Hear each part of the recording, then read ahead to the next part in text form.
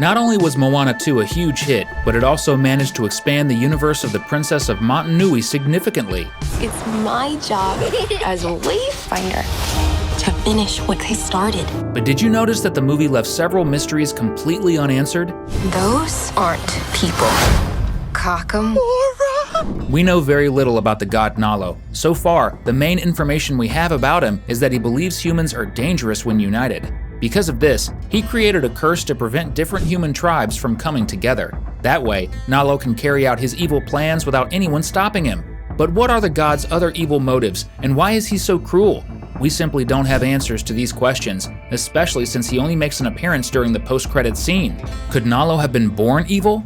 As a god, he's practically a force of nature, so it's possible that being bad is necessary to maintain balance in the world. Or could it be that Nalo was once good, but turned into a tyrant, wanting to dominate the world after being let down by the other gods? Who knows, right? Our questions about him might finally be answered in the next movie, as it's pretty clear he'll have a bigger role and more lines. Today, we're diving into the 9 biggest mysteries you didn't notice in Moana 2, so hop on this wave. Cinewave is starting now! In the first movie, the goddess of nature, Te Fiti, was a central part of the story. Moana's goal was to literally return the heart of Te Fiti to her. That's why some fans found it strange that in Moana 2, the goddess doesn't appear at all and is only briefly mentioned. Couldn't Moana try to track down Te Fiti and ask for her help? Well, even though the gods have the power to intervene in these situations, the truth is, not even Moana seems to know where the goddess is, and neither do we, since the movie chose not to explain it. But hold up. That doesn't mean Te Fiti is ungrateful, off living her best life while the human who saved her is out on another world-saving mission. It's likely that Te Fiti played a role in Moana's resurrection and transformation into a demigod. After all, as we saw with Maui, it's the gods who decide if a human gets to return to life as a demigod.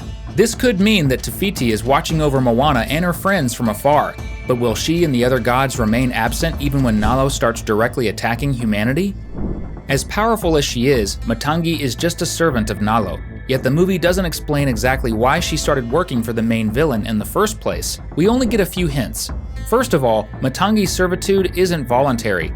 Far from it. She's been Nalo's prisoner for centuries, forced to work on his behalf all these years. But how exactly did she end up in this position? Well, that's still a mystery. We can take some clues from Maui's situation though. He stole the heart of Te Fiti and was punished by being trapped on a deserted island without his hook. In other words, the gods seem to have a habit of punishing demigods when they step out of line. So Matangi probably did something that angered the storm god. As a result, she's been held prisoner. However, since we know Nalo is a cruel and evil god, Matangi may not have done something bad at all. She may have just gotten in the way of his plans. All we can do is root for her to break free. If you're rooting for her too, comment down below with #Matangi. At the end of Moana 2, when the navigator finally breaks the curse cast by Nalo, the movie introduces us to other human tribes, which comes as a surprise to both Moana and the audience. What's interesting is that these tribes don't seem to be from anywhere close to Motunui, meaning they're not from Polynesia. Instead, they appear to come from much more distant lands, possibly from entirely different continents, like Africa. But here's the thing, we don't really know which countries these people came from or how they ended up on the island of Matufitu at the end of the film. Just minutes before they arrived, the island was Nalo's domain, and the entire surrounding ocean was filled with raging storms and dangerous sea monsters. So how did they get there so quickly after Nalo's curse was lifted?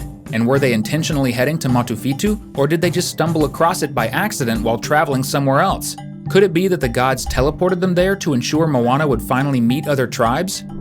The Kakamura are some of the strangest and most mysterious beings in Moana's world, mostly because we have no clue what they actually are. We also don't know something pretty important. Are they good or bad?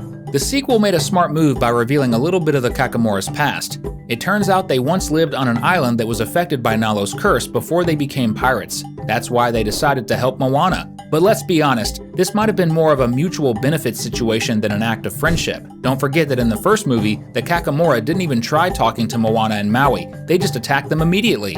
Of course, maybe they did that because they were afraid of being attacked first, but we can't be sure. It's kind of left up to us to decide if they only resorted to piracy out of necessity or if they had always been bad. It would be a huge problem if, in the next movie, the Kakamura betray Moana with the excuse that their deal is over, right? It's way more fun to believe they'll continue being her allies and friends to the rest of humanity. Let's hope so. The scene in the first Moana where Grandmatala returns as a spirit to talk to her granddaughter is absolutely beautiful. And when she returns again in the sequel, alongside the spirits of Tautai Vasa and several other ancestors from Motunui, it's even better. But this scene in Moana 2 raises an interesting question. Why is Grandmatala the only spirit who appears as an elderly person? She looks exactly as she did when her life ended, which suggests that your spirit remains the same as when you die. This makes it seem like Grandmatala is the only one in her lineage who lived to old age. And that kind of makes sense when you think about how the people of Motunui were sailors, many of whom likely died at sea, especially during their attempts to end Nalo's curse. But seriously, did no one else live past 30 years old? Or could there be some other unknown factor that determines how a spirit looks? Since the movie didn't explain anything about this, all we can do is come up with our own theories. But before we continue with the video, click that subscribe button. That way, you'll always get daily updates about your favorite animated movies. The world Moana lives in is pretty dangerous because the sea is full of mysterious and magical creatures. The Kakamura, Tamatoa, and many other incredibly powerful beings exist in this universe. But how did they come to be? The first Moana movie didn't touch on this, and the sequel isn't much different in that regard. Are they saving a major reveal for Moana 3, or do the writers just not think this is a big deal? We have so little information about these supernatural creatures that it's hard to guess, but one theory is that the monsters were created by the gods, or maybe even a specific god like Nalo or some villain we haven't met yet. Another possibility is that these monsters were made by a group of demigods who are way stronger than these creatures. After all, the hierarchy of supernatural beings seems to go like this. First, there are the gods, who are pretty much invincible. Then come the demigods. And finally, we have the monsters, who, generally speaking, are easily defeated by demigods like Maui. If we don't know where the monsters came from, then imagine the mystery behind the gods. So far, we've only seen two gods in the Moana saga, Te Fiti and Nalo, and they're completely different from each other. While Te Fiti is a giant woman made of plants, Nalo is a man with a human-like appearance who can control the weather. Unless he wasn't showing his true form in the Moana 2 post-credit scene. After all, the storm that fought Maui looked like it had the shape of a monster, which could actually be Nalo's real manifestation.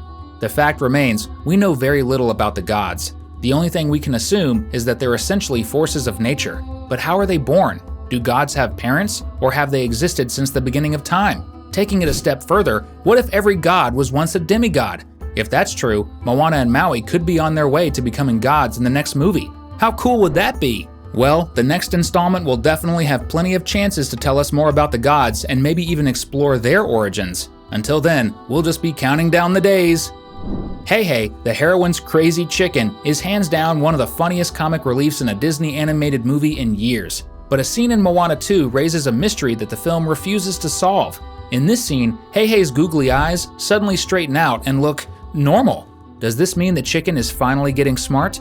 It would actually make a lot of sense. If you think about it, it was Hei who found the clay pot that led Moana to discover the existence of Motufitu Island. Without Hei, Moana might never have realized that other tribes actually existed, and she wouldn't have set out on her journey to break Nalo's curse. So, in short, if you love this movie, you can thank that crazy little chicken. With that in mind, it's hard to believe that he's completely brainless. Could it be that Hei is much smarter than we think? Maybe all of his actions are carefully planned out to help Moana on her journey without anyone realizing that he's actually a genius. Of course, this is just one possible explanation for the scene where his eyes look normal and his suspiciously helpful moments. There might be another reason that only the franchise's creators know, but haven't revealed yet. We've left 2 amazing videos on your screen. All you need to do is click on the one that interests you the most. No secrets there. Thanks for watching, and see you next time!